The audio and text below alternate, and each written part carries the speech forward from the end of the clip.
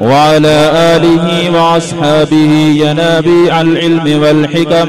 أما بعد، فإن خير الحديث كتاب الله، وخير الهدي هدي محمد صلى الله عليه وسلم، وشر الأمور محدثاتها، وكل محدثة بدعة، وكل بدعة ضلالة. وبعده لا شك أن الإسناد نعمة عظيمة خص الله تعالى به هذه الأمة المحمدية من دون سائر الأمم، وهو من الطرق الموصلة إلى سيد الأنبياء والمرسلين صلى الله عليه وسلم، بل هو وسيلة لتقرب العبد إلى خالقه عز وعلا، لما إن به تعلم الأحكام والمسائل، ويبتغى رضوان الله تعالى، ويعرف أجودها بما ورد فيها من الفضائل. وبالإسناد تتميز الأحاديث الصحيحة من الضعيفة، وبالعمل بما جاء عن النبي صلى الله عليه وسلم تنال المنازل الشريفة، ولأجلها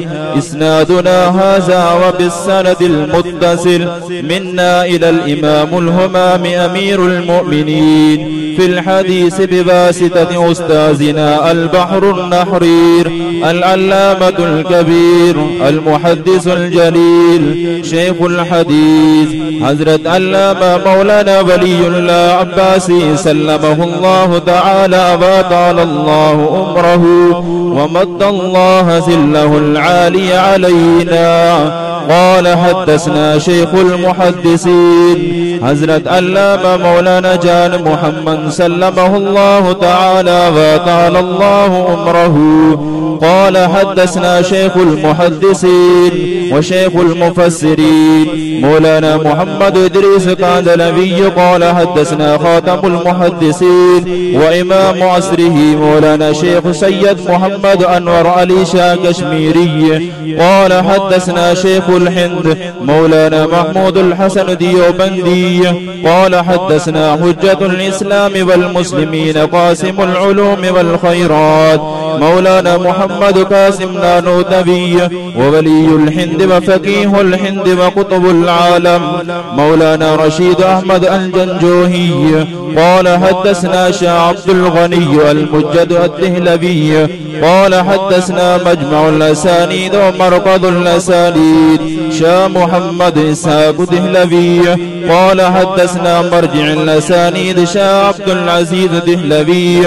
قال حدثنا مسند الهند ومرقد الأسانيد شاه ولي الله أحمد بن عبد الرحيم دهلوي. قال أخبرنا شيخ أبو طاهر محمد بن إبراهيم القردي ثم المدني. قال أخبرنا والدي شيخ إبراهيم القردي. قال قرأت على الشيخ أحمد الكشاشي. قال أخبرنا أحمد بن عبد القدوس أبو المواهب والشنابي. قال أخبرنا شيخ شمس الدين محمد بن أحمد بن محمد الرملي عن الشيخ شيخ الإسلام زين الدين زكريا بن محمد الأنصاري.